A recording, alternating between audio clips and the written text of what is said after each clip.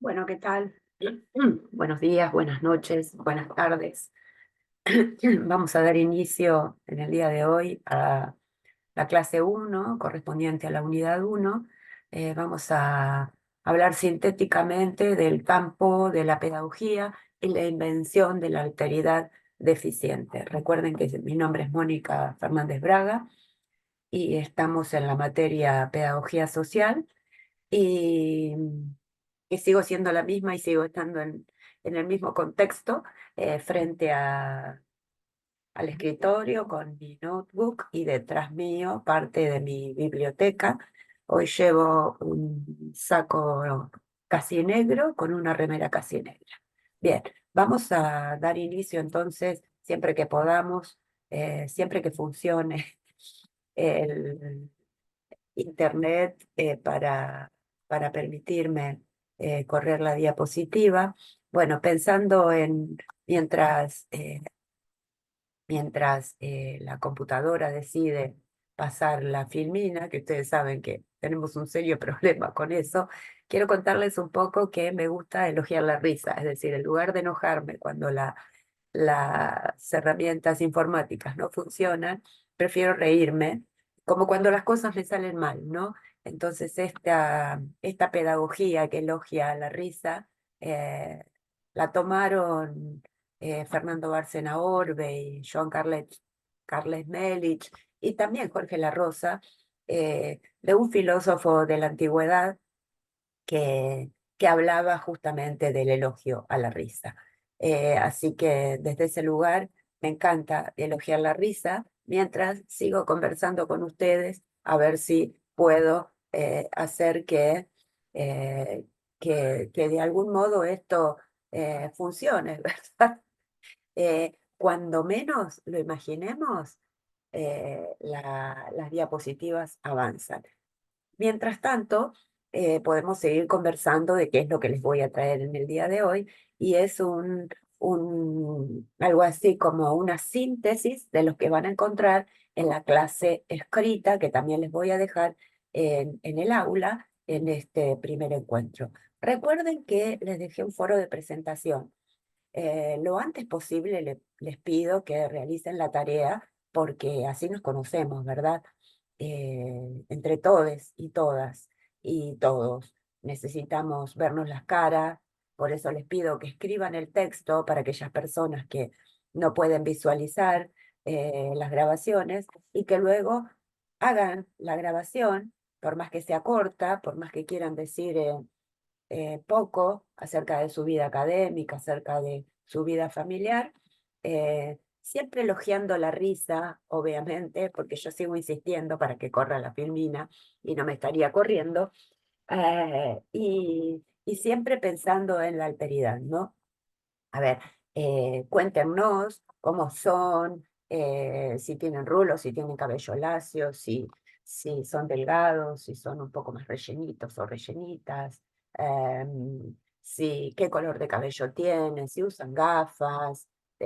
Bien, esas cosas que hacen a que las personas con poca o nula visibilidad puedan eh, imaginarnos, eh, tal como nos vemos a nosotros y a nosotras mismas y mismos.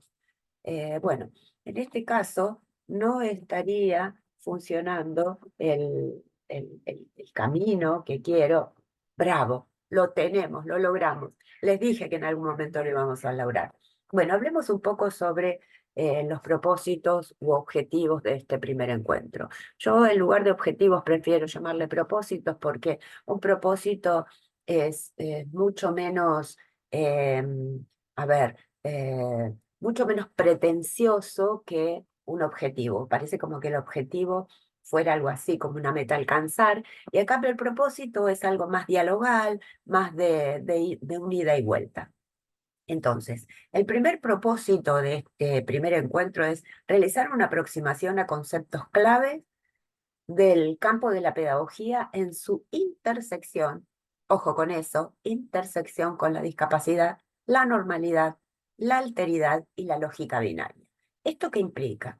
Implica que las personas eh, estamos en un determinado contexto, perdón, situadas o situados en determinado lugar, y desde ese lugar hay una serie de interseccionalidades que hacen que probablemente nuestros problemas de discriminación eh, se vean potenciados por esas interseccionalidades. A ver, no es lo mismo una persona con alguna discapacidad, con escasos recursos económicos, con mujer, ¿sí? Y a eso le podemos sumar negra, una mujer negra, adolescente, por ejemplo, tiene una serie de problemáticas interseccionalizadas que hacen que cualquier tipo de discriminación, aunque no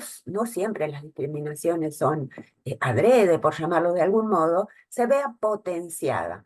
Entonces, desde ese lugar vamos a hablar en el campo de la pedagogía, vamos a trabajar la pedagogía, pero con esas interseccionalidades que son las personas con discapacidad, no importa de qué tipo, la cuestión de la normalidad, la cuestión de la alteridad y la cuestión de la lógica binaria, esa lógica eurocéntrica que nos ha atravesado a las poblaciones mestizas, como es nuestro caso, situados y situadas en el sur del mundo y en el sur de nuestra América. Bien, entonces, el segundo propósito, vamos a intentar comprender los procesos discursivos que acompañaron las distintas discusiones sobre la discapacidad en el campo de la educación a lo largo de la historia de los sistemas educativos de Occidente. A propósito de eso, hoy les dejamos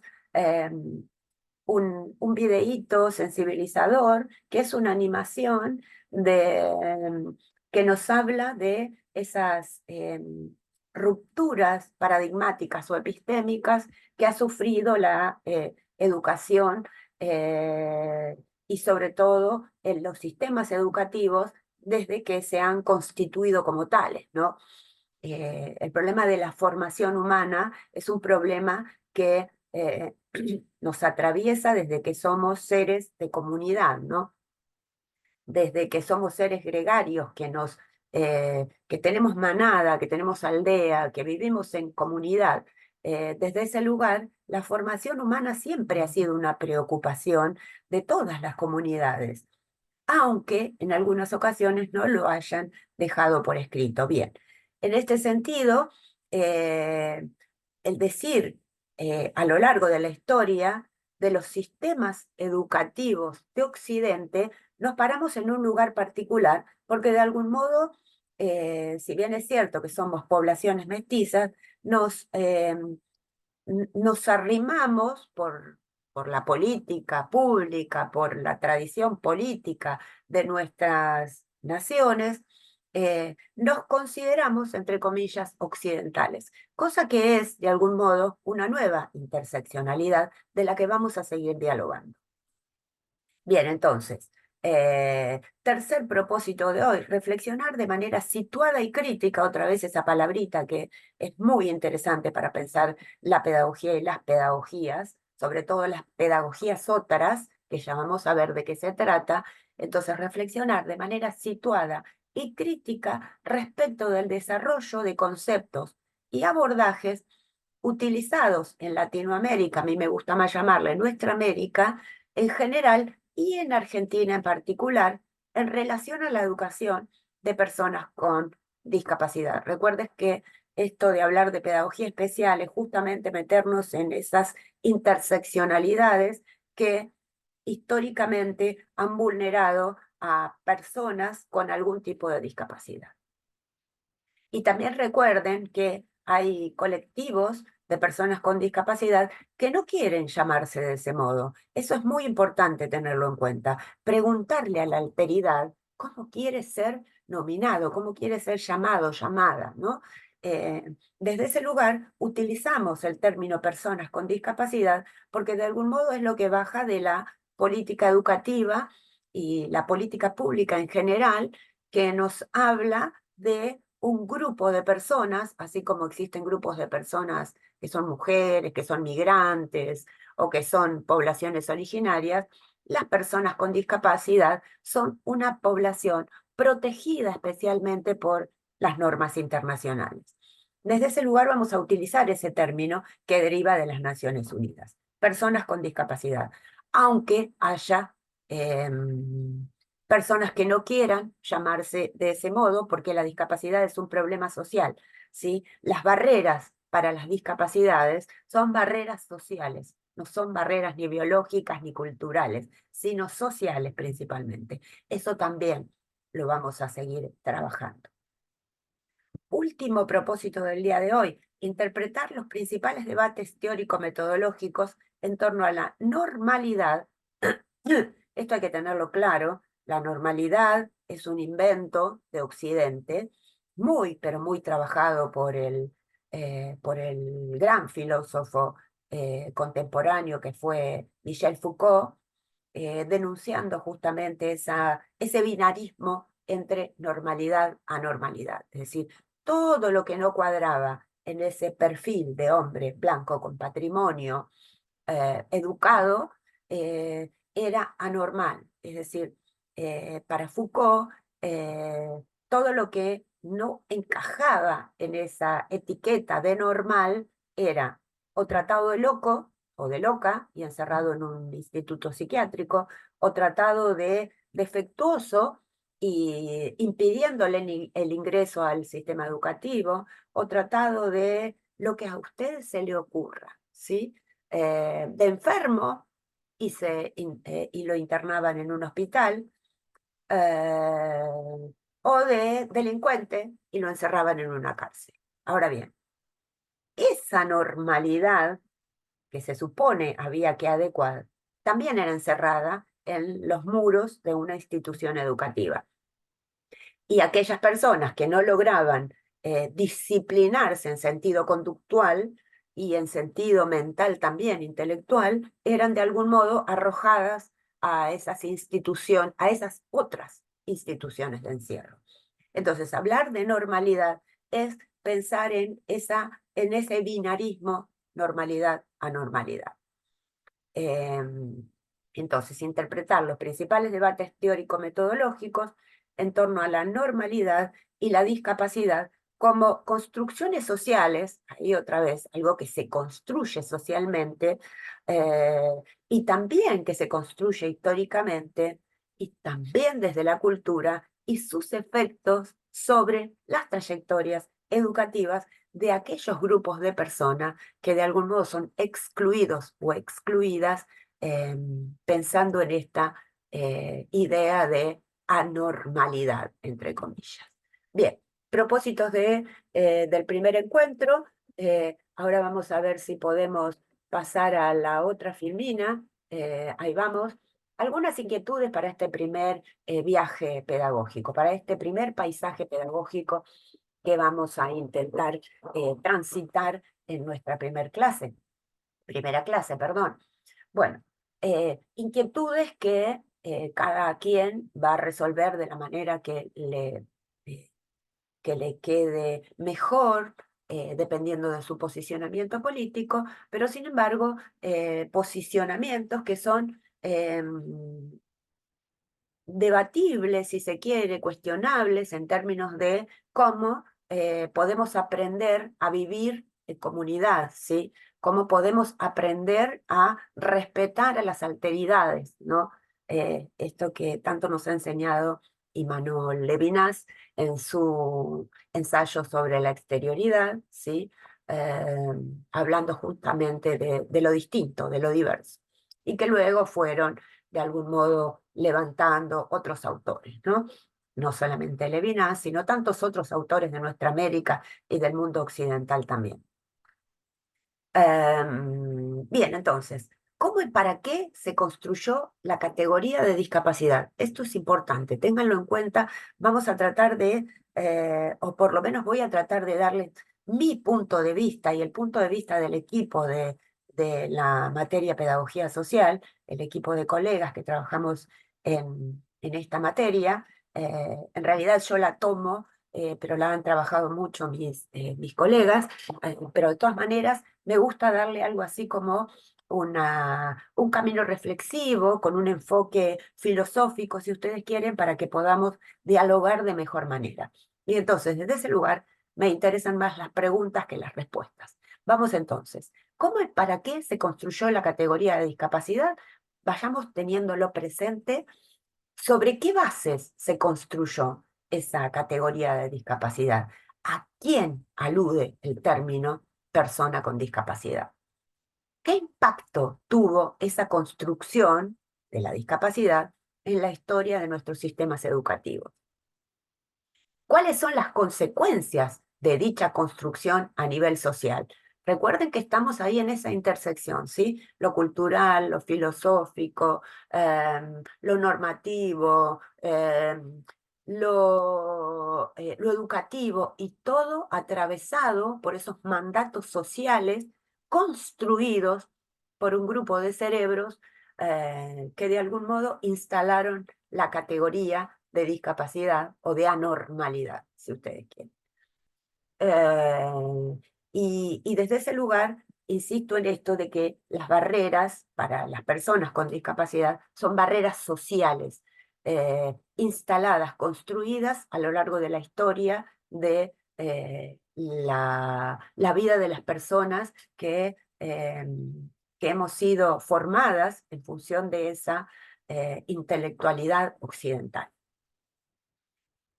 Una más. ¿Por qué es necesario revisar esas tradiciones? Bien, eso los dejo a la reflexión, al sentipensar de ustedes, pero sin embargo vamos a intentar responder a esa pregunta con nuestras propias herramientas. Digo, las herramientas de este equipo de trabajo de la materia pedagogía social. Y por último, ¿cuál es nuestro posicionamiento ético, político e ideológico respecto de la categoría de discapacidad? En este sentido, es muy importante revisar nuestros vínculos, tanto educativos, en el sentido de la educación formal, como afectivos, en términos de lo familiar. Todas y todos y todes tenemos algún vínculo con alguna persona con discapacidad.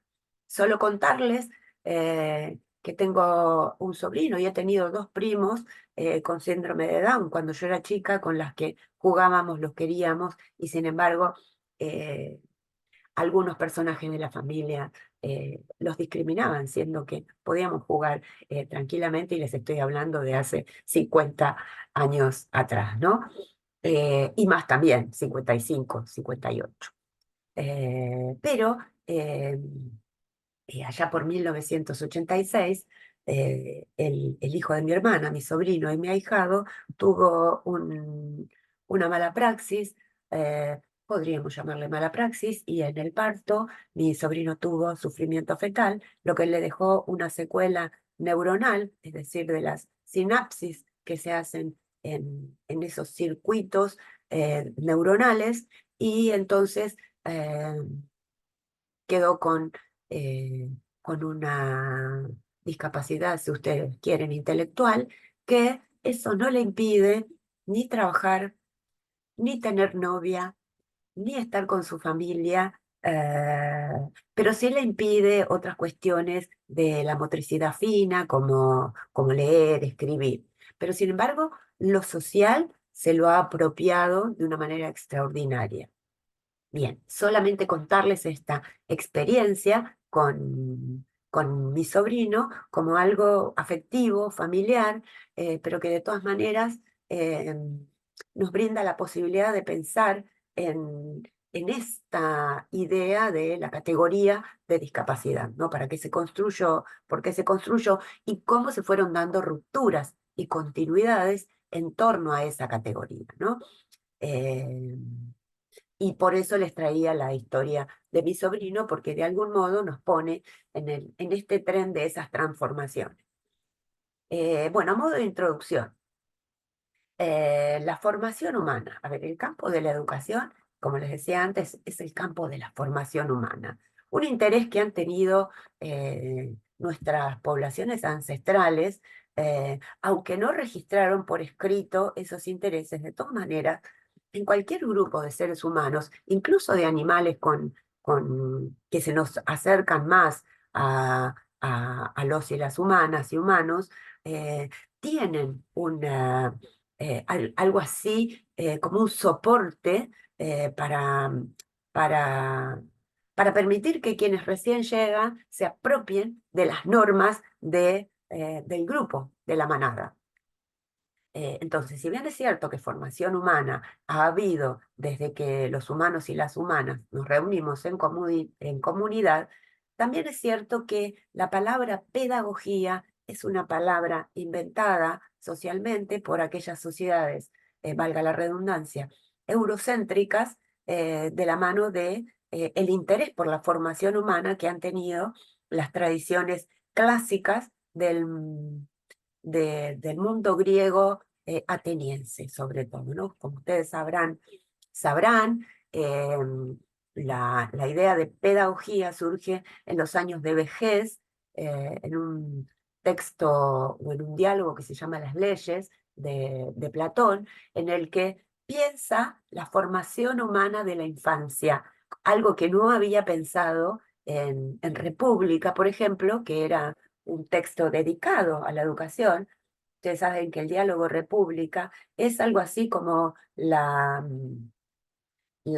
visión de un sistema educativo, ¿no? Porque piensa la educación de las mujeres, de los hombres, de las distintas profesiones que se van a dar, los guerreros, los artesanos, los políticos. Y en ese camino, claro, piensa una república porque está absolutamente vinculado con la formación humana, ¿no? Ahora bien, en los años de su vejez pensó que un camino más corto para esa formación humana era pensar en la educación de la infancia y la adolescencia y no tanto en la educación de la juventud como estaba pensada República. Ahí nace esta idea de pedagogía, ¿no? O de paidos. El paidos era el esclavo que acompañaba al niño, a la niña, a la institución educativa, aunque no le podemos llamar escuela en los términos que la conocemos hoy, pero sí era un lugar en el que se, se daba ingreso a los recién llegados y a las recién llegadas a la comunidad para eh, transferir de algún modo esos bienes culturales del grupo al que pertenecía. Entonces, en la época moderna surge algo así, ustedes saben que conocen, todo el mundo conoce a a Juan Copeño o Joana Moscomeño o Komensky, que es de algún modo el referente de la pedagogía occidental, ¿no? En aquella didáctica magna donde de algún modo piensa en enseñar todo a todos. Ese enseñar todo a todos también incluye a las mujeres, eh, cosa que otros autores no lo han hecho, pero de algún modo, si bien es cierto que la metodología de Comenio estaba más vinculada a una cuestión empirista, estaba atravesado por ideas aristotélicas, de todas maneras, digo, entre comillas aristotélicas, porque era como muy machirulo el Aristóteles, el viejo Aristóteles, no así el viejo Platón, pero sí Aristóteles. Digo, esto para ponernos que machirulos ha habido en la historia, ¿no? En la historia de la humanidad. Ah, pero, pero siempre hubo, aunque se escondió, esto de pensar en la educación de la mujer o cómo la pensaban, si la pensaban en términos de igualdad o si la pensaban en términos de encerrar a la mujer en el seno de la familia para que sea la cuidadora de la mano de obra, ¿no? En ese sentido surge entonces, vamos a trabajar sintéticamente este tema. Ustedes ya lo conocen, pero teníamos que ponernos en contexto de qué hablamos cuando hablamos de pedagogía y de pedagogía, ¿no? Porque la pedagogía moderna es, entre comillas, con mayúscula, el método, eh, eh, el método que de algún modo va pensando Comenio y que de algún modo recupera toda la tradición de la pedagogía que que va a pensar en la organización de un sistema educativo, esto también lo pensó Comenio, hay en una parte que le exige a los príncipes que construyan una escuela en cada aldea, ¿no? En Comenio hay infinidad de elementos que todavía persisten en los sistemas educativos actuales de Occidente, sobre todo. Y por eso es tan importante la lectura, la comprensión de esa didáctica magna, ¿no? De Comenio. Entonces, tiene política pública porque le pide a los príncipes que construyan una escuela en cada aldea, tiene un método, el método de enseñar todo a todos, y también tiene un culpable para el fracaso educativo, aunque parezca que no, porque eh, si alguien no aprende, la culpa es del maestro que no supo aplicar el método. Entonces, digo, solo para poner una nota de color a esto que venimos hablando de la pedagogía moderna. La pedagogía moderna, según la tradición y según la historia oficial, nace en el seno de lo que conocemos como la didáctica magna de Comenio. Eso de algún modo hace que pensemos en esa escuela moderna, moderna en el sentido de que se llama la modernidad a todo ese cambio cultural que comienza a surgir en el Renacimiento y luego se construye algo así como un, un un caldo de cultivo cultural en torno a la recuperación de los pensamientos de la antigüedad, sobre todo los aristotélicos, ¿sí? Y ya no tanto los platónicos, aunque van de la mano, ¿no? Recuerden que Aristóteles era el alumno de Platón y que Platón había sido alumno de Sócrates. En ese sentido, hay una ruptura en cada discípulo, pero sin embargo hay también la continuidad. Esa continuidad me parece que está dada en la necesidad de formar a la ciudadanía, ¿no? De la formación humana. Entonces, por eso les traigo un poco esta revolución educativa de los antiguos griegos, de los antiguos atenienses sobre todo, que eran los que se consideraban los más intelectuales, insisto, según la historia oficial, y, y que de algún modo se recupera en la modernidad para construir estos sistemas educativos modernos. Sistema educativo moderno que obviamente es de algún modo adoptado por la educación sarmientina o aquel sistema educativo ideado por Sarmiento que de algún modo se distribuye también por nuestra América, ¿no?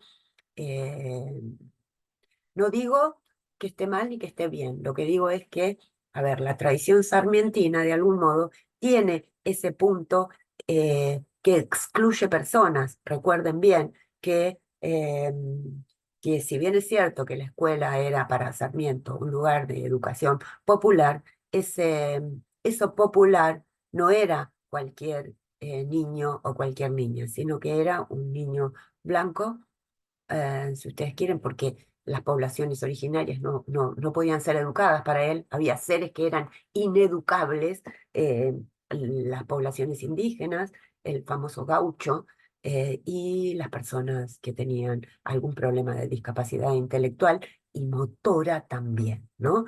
Aunque no esté dicho en estos términos, eh, la mirada hacia la homogeneización cultural que pretendía Sarmiento estaba vinculada con una persona, entre comillas, normal, ¿no?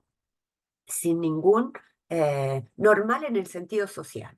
Insisto con eso, las barreras son siempre sociales, no son de otro tipo, ¿verdad? Entonces, bien, pedagogía moderna, no quiero detenerme demasiado, tradicional, pedagogía escolanovista o de la escuela nueva que ustedes conocen, que surge allá en esa revolución de fines del siglo XIX, principios del XX, de la mano de infinidad de autores que construyen de algún modo o que provocan una ruptura en las diferenciaciones del sujeto pedagógico. Hago una nota al pie.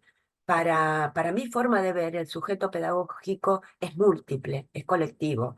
El sujeto pedagógico para mí es quien enseña o quien se supone enseña, quien se supone aprende y algo que media entre ambos, que es el contenido conceptual con el que estamos trabajando. Entonces, esa movilidad del sujeto pedagógico se rompe de la pedagogía moderna, la pedagogía escolanovista, y se modifica el centro o la centralidad de quien está a cargo de la educación. Si en la pedagogía moderna la centralidad era la de quien enseña, la del docente o la docente, en la pedagogía escolanovista, con toda la tradición rusoniana, con todo el machirulaje de Rousseau, de todas maneras, lo que brinda es la posibilidad de pensar en que el centro de la educación, que la educación está dirigida a la infancia y la adolescencia. Entonces, la centralidad de todo el motor educativo la tiene la infancia, a diferencia de lo que sucedía en la pedagogía moderna, que la centralidad la tenía la docencia.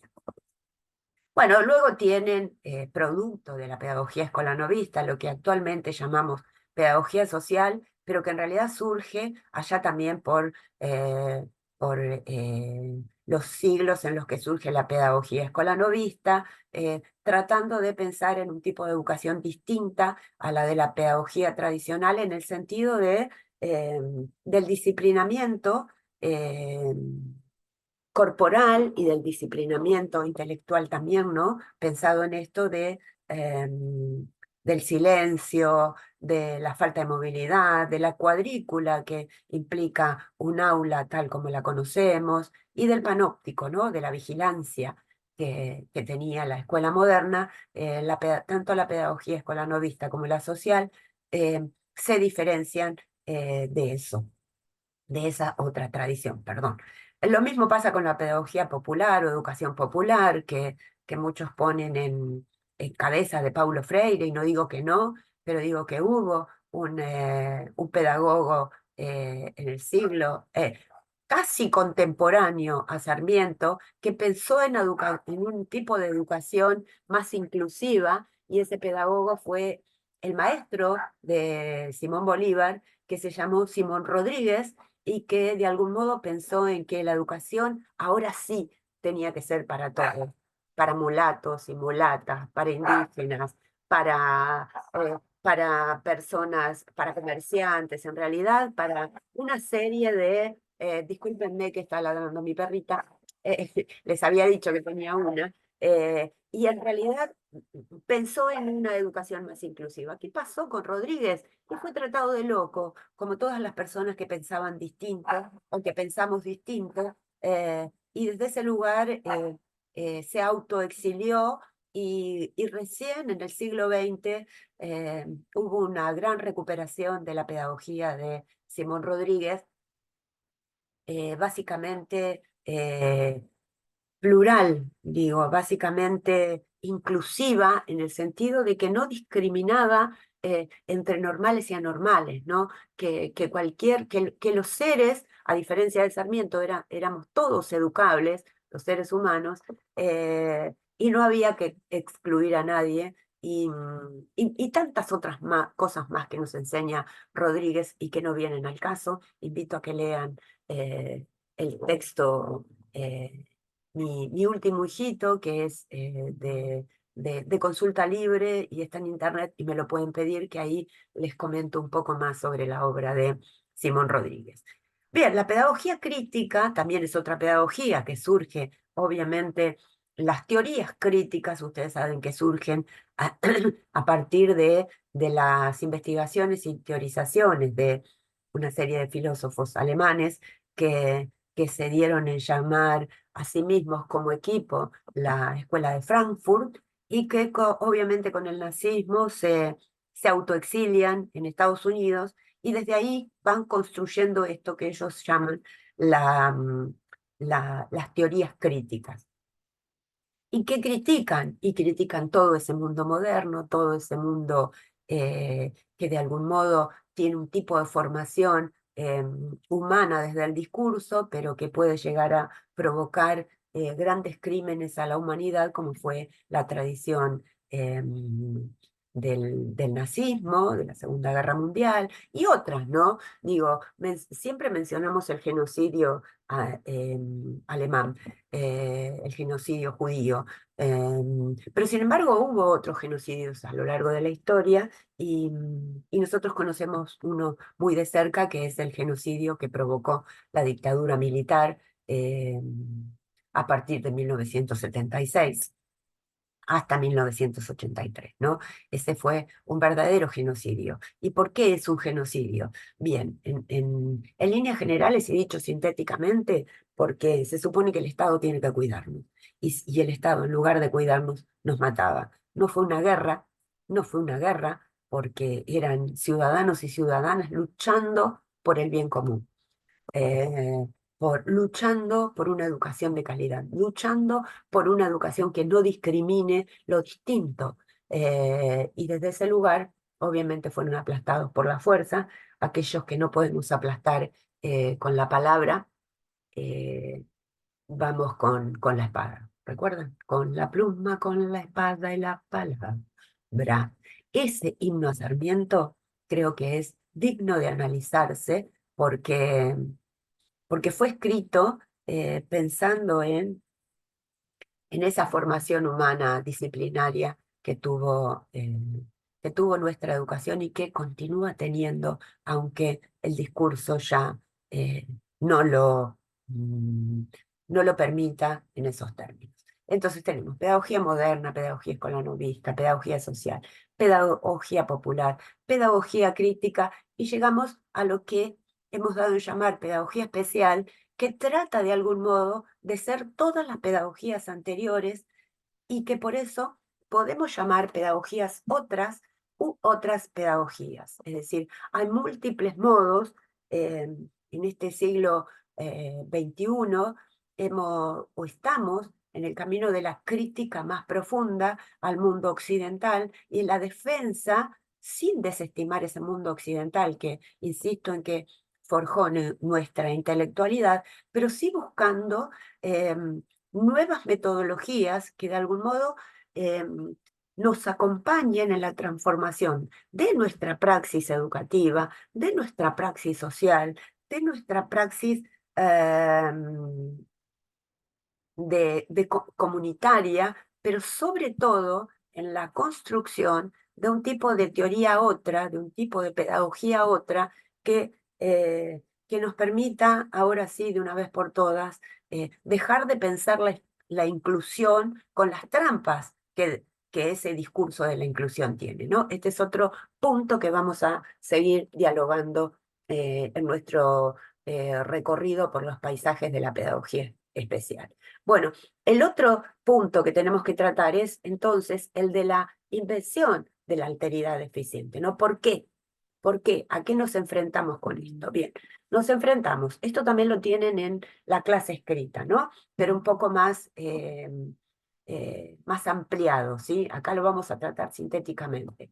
Nos enfrentamos a la problematización acerca de los temas, objetos y problemas de la pedagogía y las pedagogías. Ahí les vamos a dejar un texto de Adriana Puigros y Marengo, no recuerdo el nombre, que es la carpeta de trabajo, es la primera unidad de la carpeta de trabajo de pedagogía, que es una materia que ya no tenemos en la carrera de educación. Pero bueno, ese es un punto aparte. Entonces tenemos la problematización acerca de los temas, objetos y problemas de la pedagogía y las pedagogías, ¿sí? Es decir, no existe una sola pedagogía, sino que las pedagogías son múltiples y ese es el camino sobre el cual queremos andar para poder establecer una crítica profunda a esa pedagogía con mayúscula que nunca existió.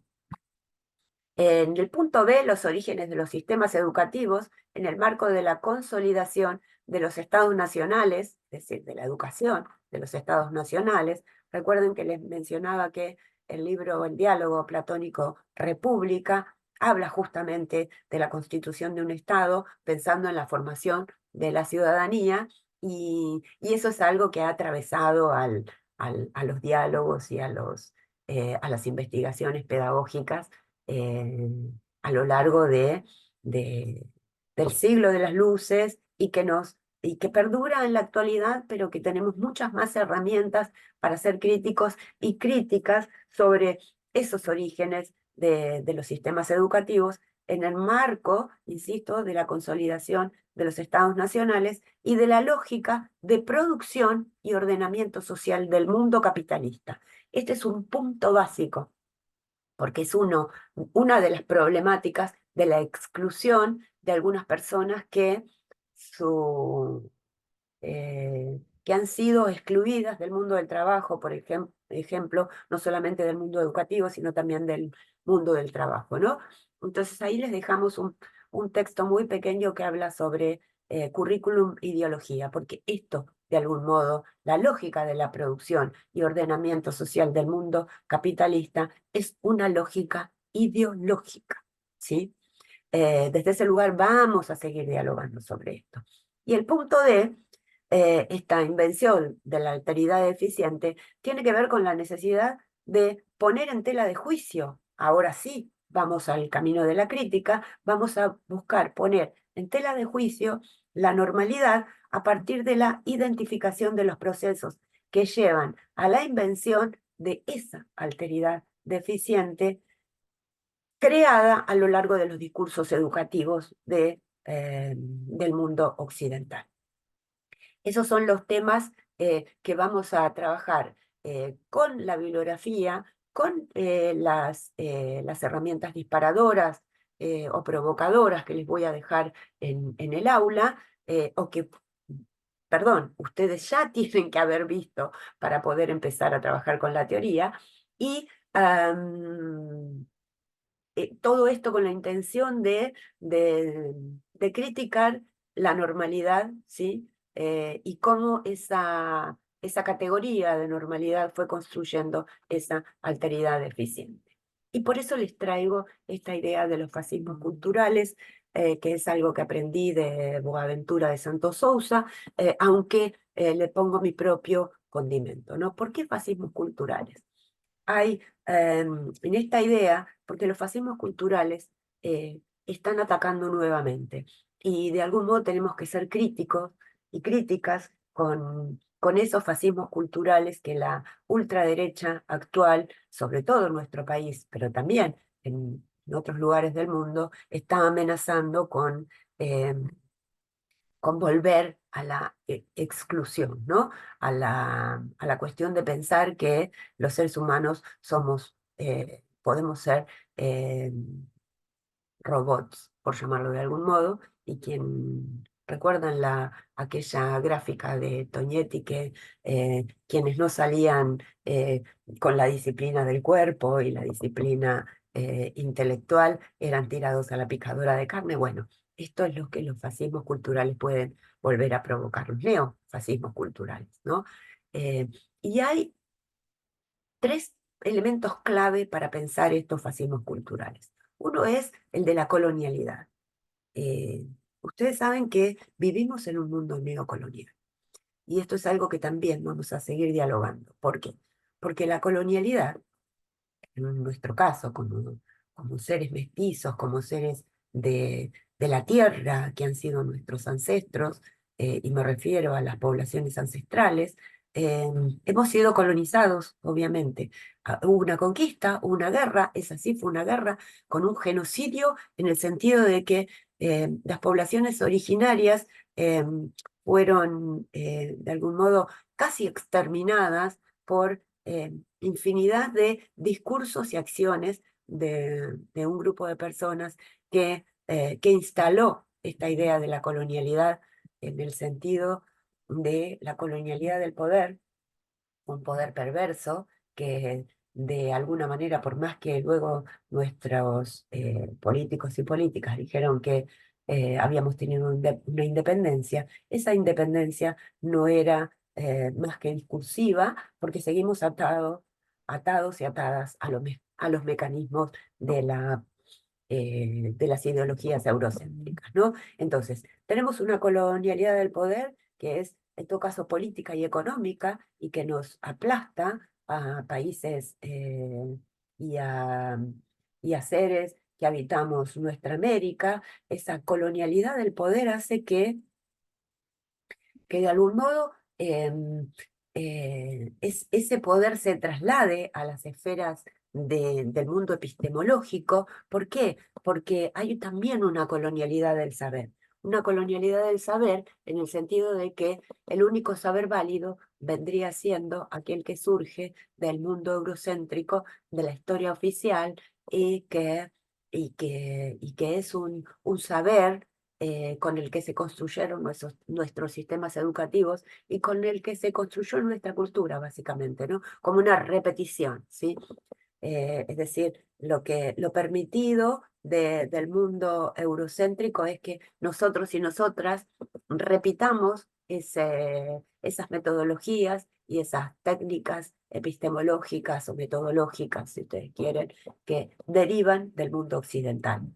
Y si bien es cierto que hay algunas producciones de investigación y teorías muy interesantes, hay otras que de algún modo van construyendo un tipo de subjetividad particular que de algún modo terminan siendo una colonialidad del ser. Y esta colonialidad del ser, es decir, aquella de la subjetividad, tiene mucho que ver con ese binarismo entre normal a normal. Entonces, la colonialidad es del poder, del ser y del saber. Es una colonialidad política, económica, subjetiva y epistemológica. ¿Y cómo surge esta colonialidad? Bueno, de la mano de un sociólogo peruano llamado Aníbal Quijano, también vamos a seguir hablando de él. Esta colonialidad del poder se instala con la idea de raza, que es justamente donde comienza la exclusión de lo diverso. ¿Cuál es la raza que es la que está por encima de todas las demás? Obviamente, la raza blanca, sí, que excluye todo lo que sea distinto, todo lo que no sea hombre, porque esto también es importante, excluye todo lo que no sea hombre, blanco y con patrimonio.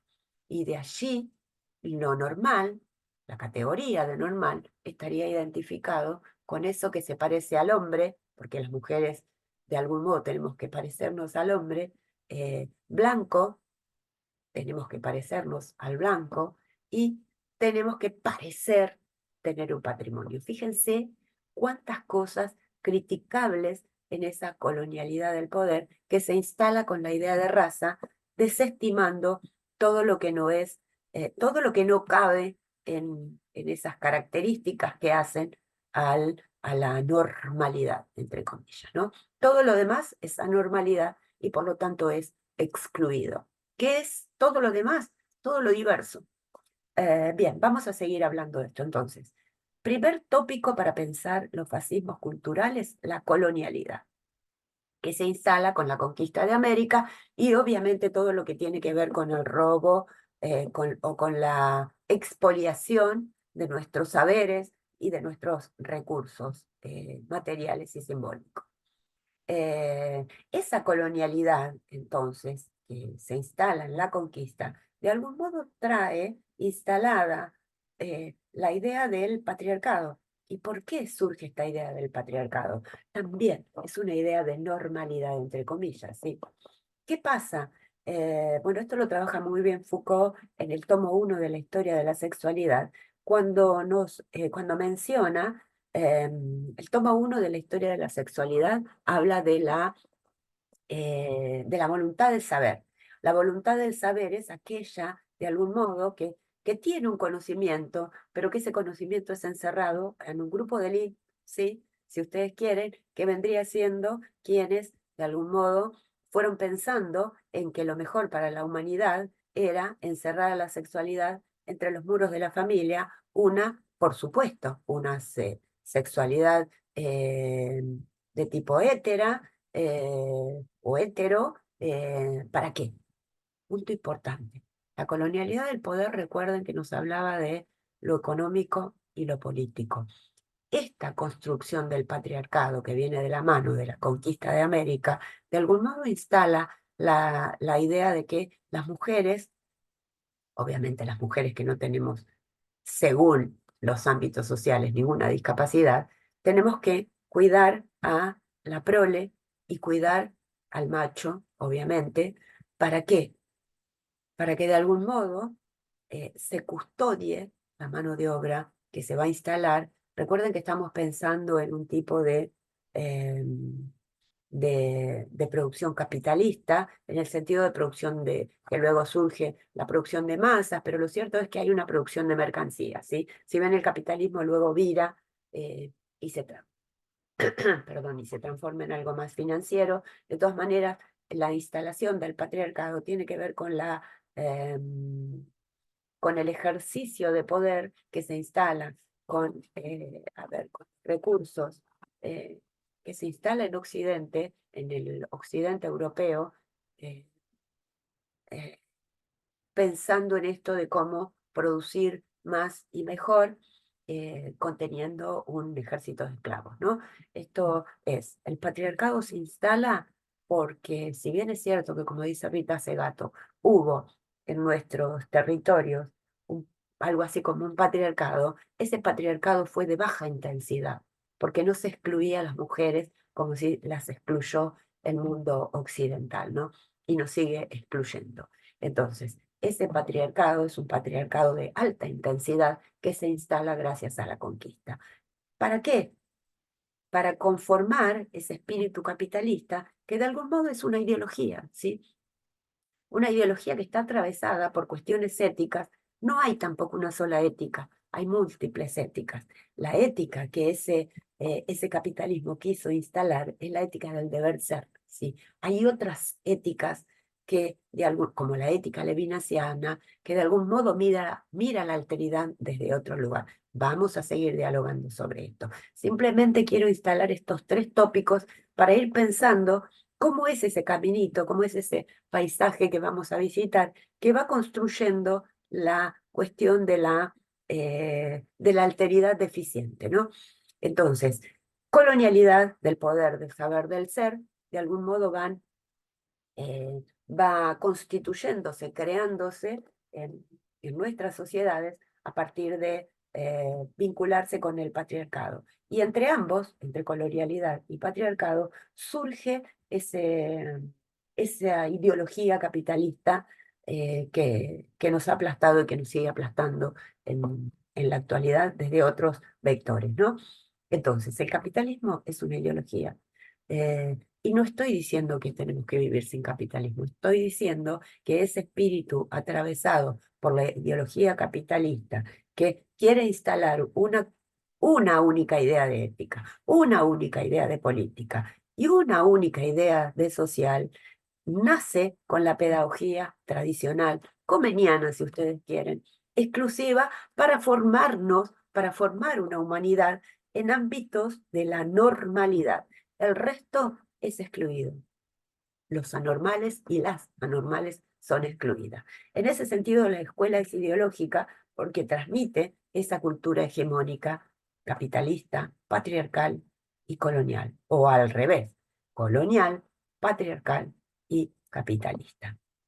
Estos fascismos culturales son de algún modo los que eh, fueron útiles y lo siguen siendo para esta cuestión de pensar la normalidad como, eh, como lo que es opuesto a la anormalidad y construir desde ese lugar ese discurso de la alteridad eficiente. Otro punto clave del que tenemos que hablar, que vamos a seguir dialogando, es la cuestión de los sujetos de derecho, ¿no? Los sujetos de derecho, de algún modo, nacen de la mano de todas las críticas que se fueron haciendo a la modernidad occidental, sobre todo, y las aberracidades cometidas durante la Segunda Guerra Mundial. Si bien es cierto que hubo otros intentos por crear algo así como lo que conocemos hoy como eh, el derecho internacional de los derechos humanos, que surge en el seno de la creación de las Naciones Unidas, ¿no? Hubo otras ideas anteriores que se pueden encontrar en algunos ensayos de Kant sobre la paz perpetua, que idea esa sociedad de naciones para evitar las cuestiones bélicas, pero que está anclada, insisto, en esa única ética del deber ser, como si no pudiésemos contar con otras éticas o con otras políticas o con otras pedagogías. Entonces, en ese caldo de cultivo que es la creación de las Naciones Unidas tras la Segunda Guerra Mundial, surge algo así como lo que conocemos como derecho internacional de los derechos humanos.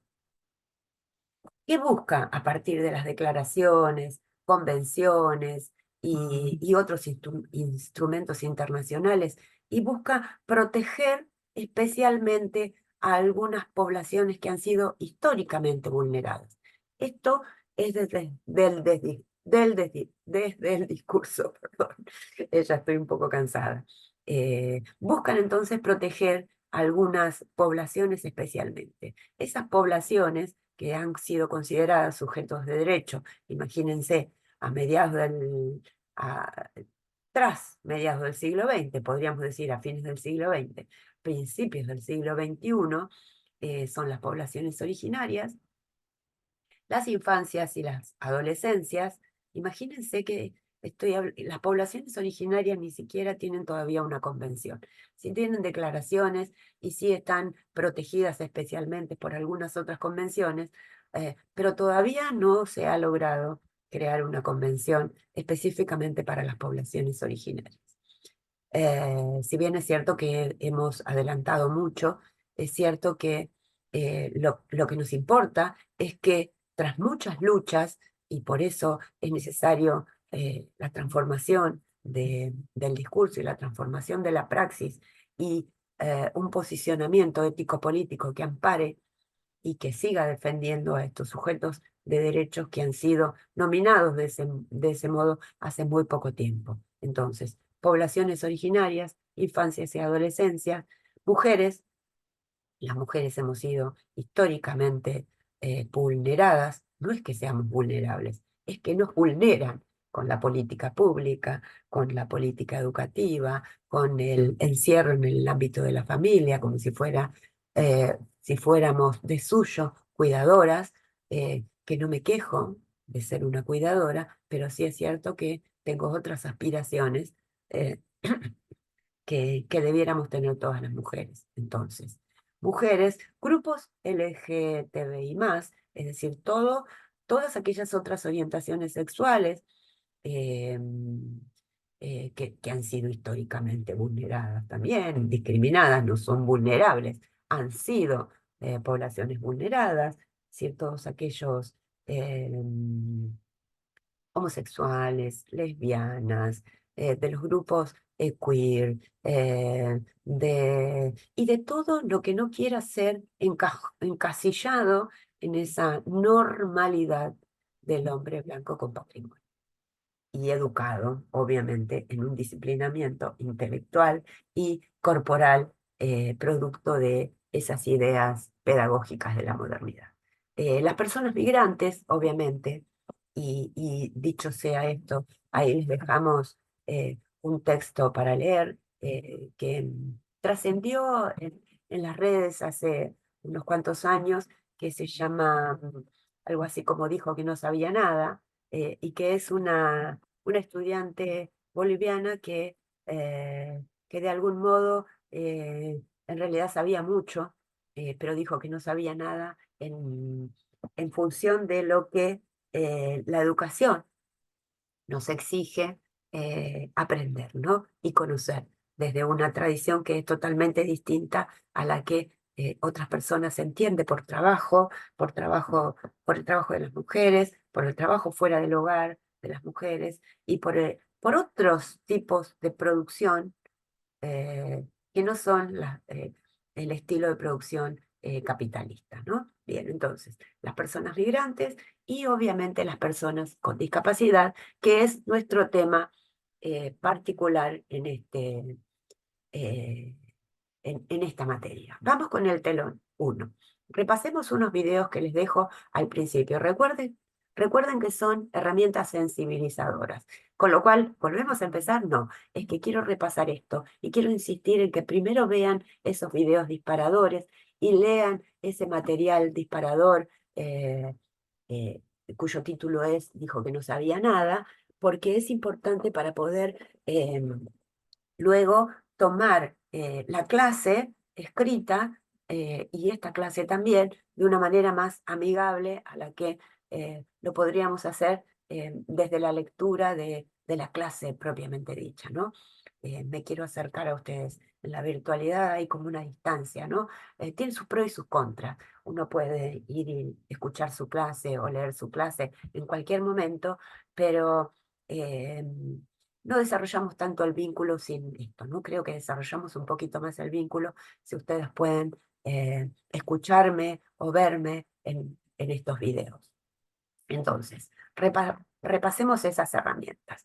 Les dejamos, en realidad, diálogos sobre educación y a esto yo le agregué esta idea de por qué triunfó la escuela, que es un video muy cortito en el que Pablo Pinó habla de cómo se fue transformando esa idea que tenía de por qué triunfó la escuela en el siglo XX, cuando escribió ese texto, y lo que le pasa hoy al pensar en esas razones, en esos motivos del por qué triunfó la escuela.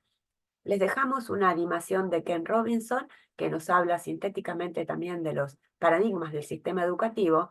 Es importante tener presente cómo se fue transformando ese sistema educativo, aunque en esa ruptura, en esa transformación, eh, fue teniendo ese sustrato que permitió la continuidad, ¿no? Ahí, en la ruptura hay una continuidad también.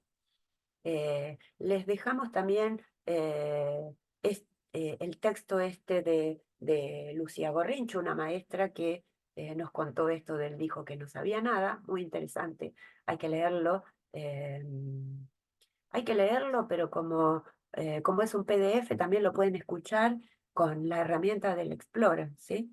El Explorer tiene una herramienta que nos permite que una persona nos lea en voz alta nuestro idioma y que pueden conseguir una voz humana.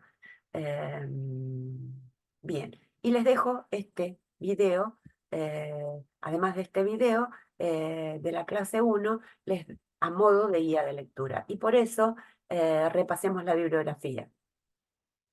La clase 1, la clase escrita, que fue elaborada por el equipo de pedagogía especial este año, para pensar o para dialogar y reflexionar sobre pedagogía y pedagogías, les dejamos ese texto de Adriana Puigros y Roberto Marengo, el capítulo 1, la pedagogía y la teoría de la educación.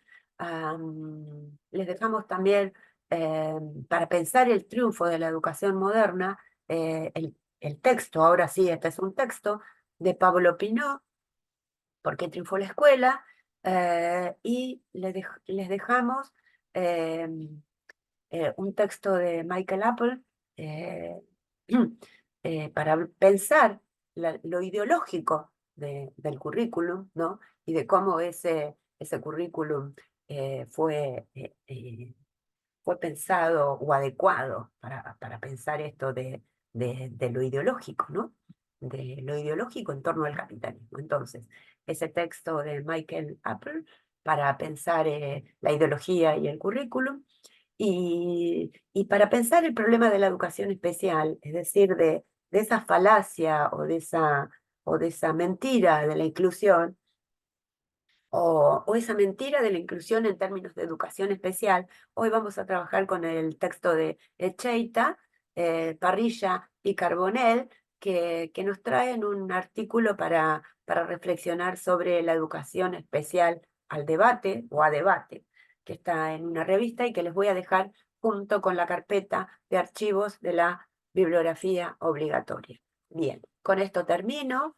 Les dejo acá para quienes tienen problemas para visualizar un camino, es una imagen de un camino arbolado que parece ser como un puente que nos va a proteger en ese caminito que vamos a ir hacia el final de la discusión. Es decir, les digo, buena semana para todos y para todas y para todes, o una semana per tutti, me gusta el italiano para esto.